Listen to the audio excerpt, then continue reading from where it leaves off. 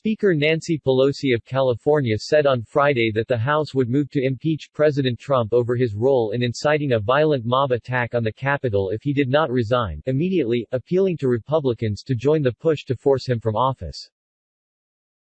In a letter to members of the House, the Speaker invoked the resignation of Richard M.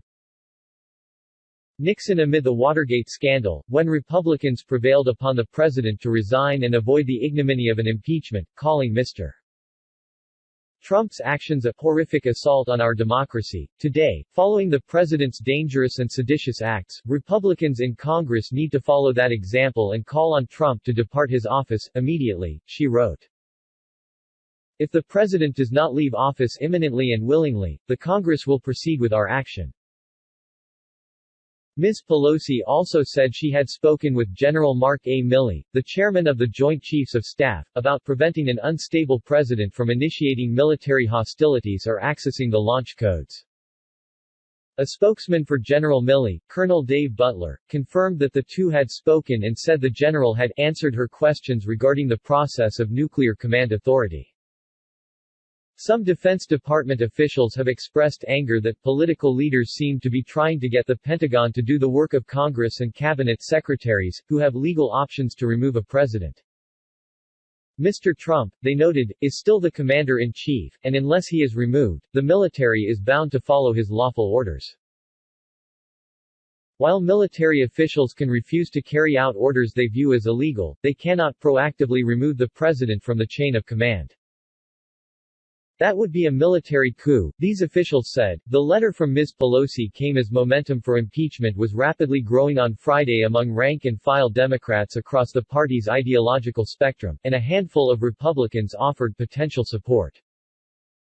Representative Katherine Clark of Massachusetts, the number 4 Democrat, said that if Vice President Mike Pence would not invoke the 25th Amendment to forcibly relieve Mr.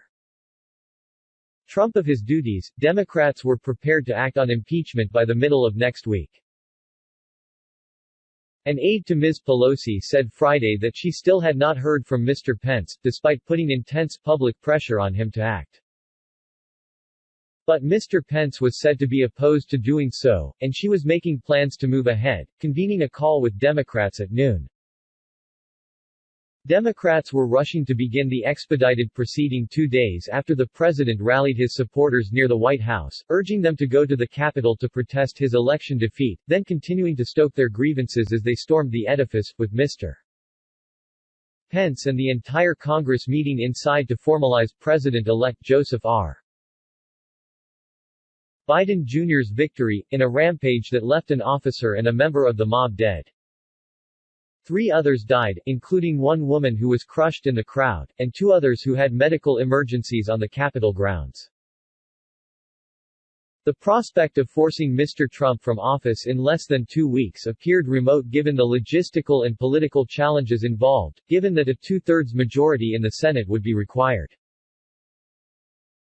But the push unfolded amid a sense of national crisis following the Capitol siege, as White House resignations piled up and some Republicans appeared newly open to the possibility, which could also disqualify Mr.